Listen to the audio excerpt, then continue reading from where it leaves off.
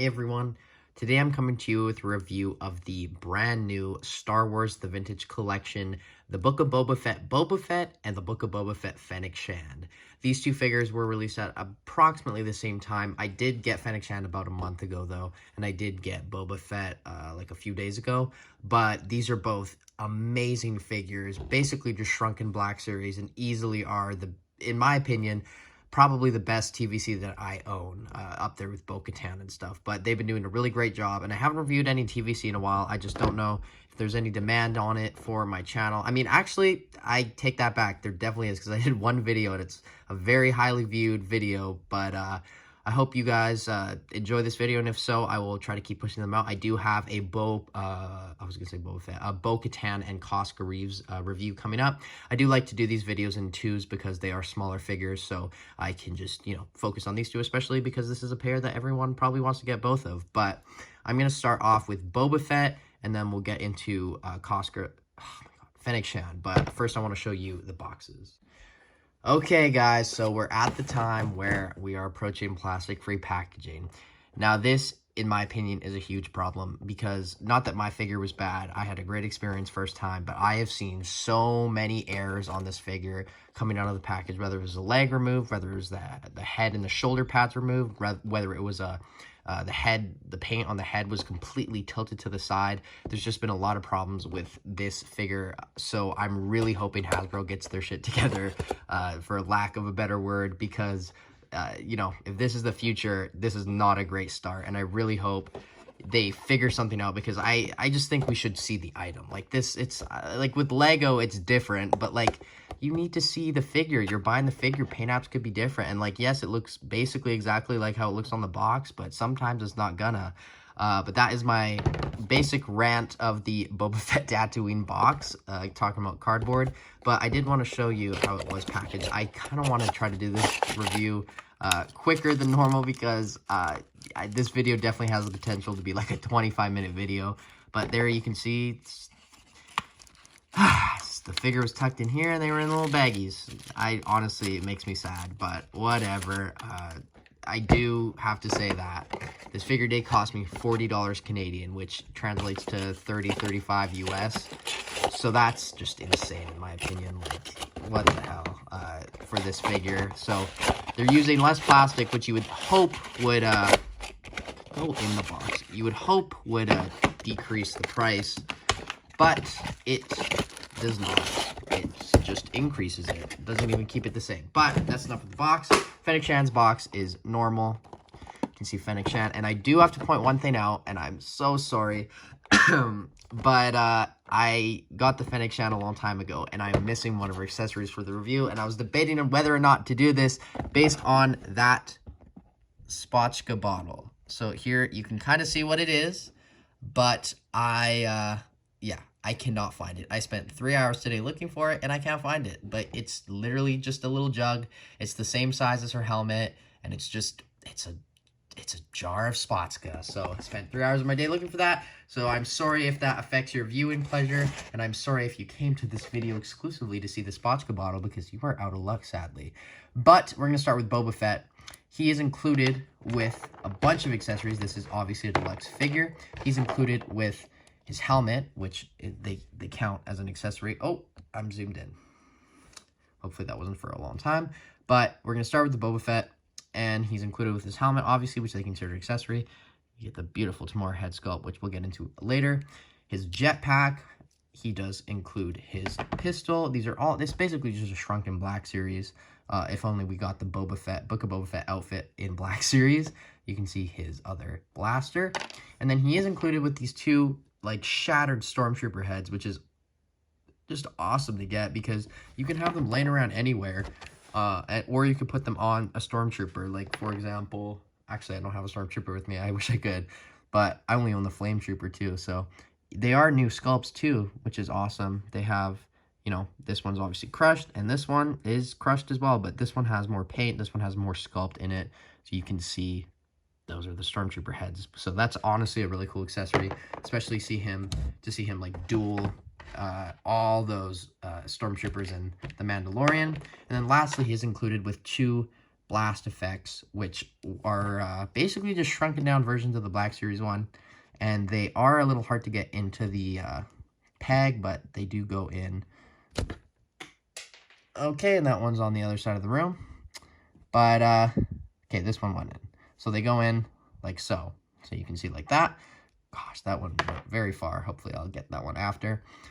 But the figure itself is absolutely stunning. This is my favorite TVC that I own. Even though it was very expensive, I honestly don't regret it. They did an amazing job. Another cool feature with this figure is his rocket can shoot out, and it has a flame effect on it. So that's really cool. So you could probably put some like some tack in there, bend him over, make it look like he's shooting. So that's awesome. Does come off his back. So if you want to put him on his throne, not that he probably can't sit without with it, but I think he sits without it in the show and The Mandalorian. But you can see he has his awesome, Mandalorian armor throughout the figure. I love this new design in Boba Fett. It's easily my favorite costume. Even over The Empire Strikes Back and The Return of the Jedi, I just love his costume. You can see he has his knee rockets. Just a really awesome figure, and I'm really hoping we do get this exact design in Black Series one day. You can see that this is soft goods. You can see the helmet. And like I said, you can take that off to reveal the Tamora Morrison head sculpt, which that is just amazing for the small size of this. Like, that is so tiny. They did an amazing job on that. It looks exactly like him, probably even better, in my opinion, than the Black Series. Because what I like about the TVC ones is the photoreal usually doesn't have that much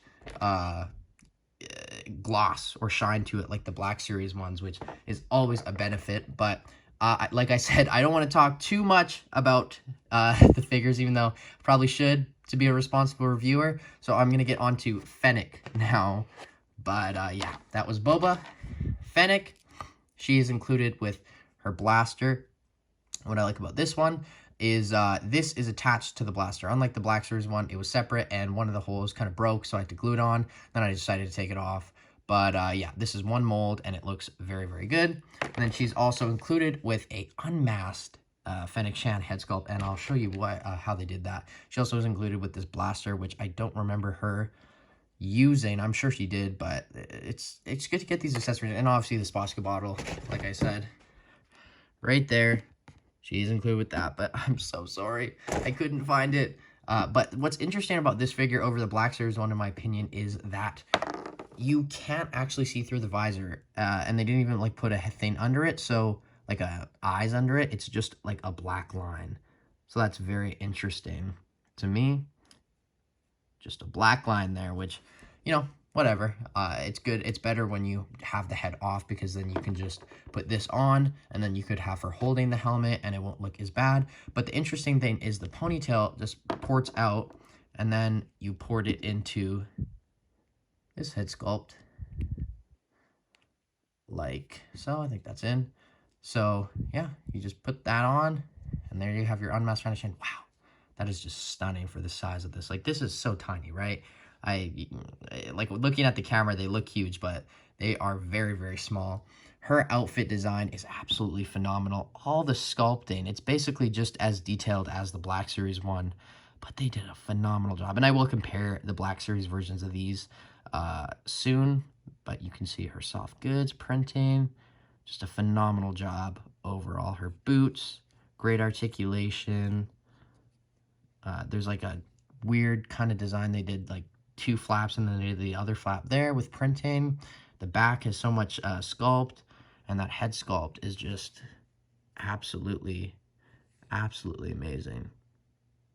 So that's great to get. There's a little bit of a mark on her eye. I'm not going to deal with that. But that is Fennec Shand. Absolutely amazing.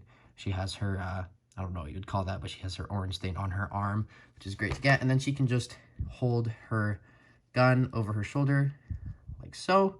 So that obviously works. Or she can obviously hold the gun. Now, what I do find about TVC is it is very hard to get some of their guns in. Hers goes in pretty easy. Boba's is a little harder, but the hardest one, in my opinion, is the new Death Watch Mandalorian. That one's like impossible, but you can see her with her rifle. But that is the reviews for these two, so let's get on to their articulation. So we're going to start with Boba, and then we're going to go to Fennec Shand, but the head goes down that much. It goes up that much, to the side, to the side. You get that. Wow, that is amazing. Full 360, and the helmet is on it, so I'm not going to do it without the helmets. No point. You're probably going to move them with this on, but the arms go out that much. This is not rotatable like the Black Series design that they kind of use. I don't think they did that with. Yeah, they did an interesting design. Oh, I actually have it right here.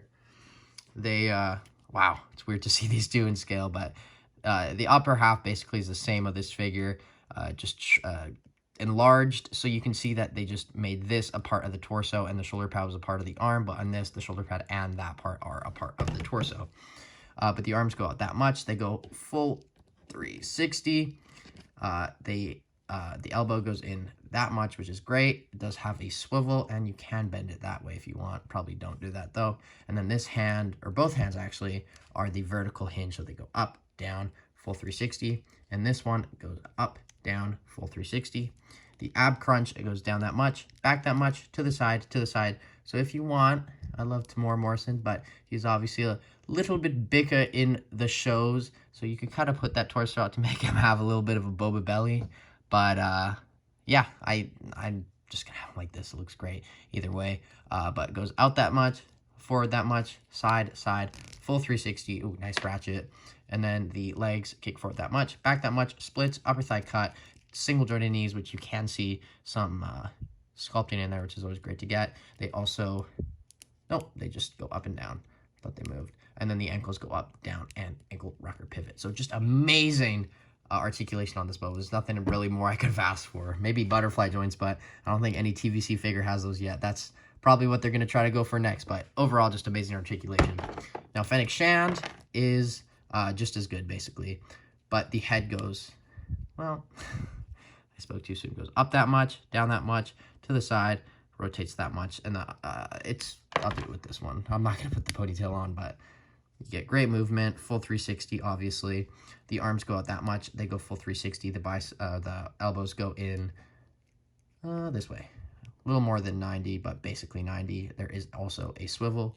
The hands go up, down, vertical swinge, hinge, and full 360. Same with this hand, full 360. Ab crunch goes down that much, back that much, side, side, full 360. So you get some very good movement with the Fennec Shand. Leg kicks forward that much, goes to the back, splits, wow, upper thigh cut, which that was really weird. It just moved this. That is interesting.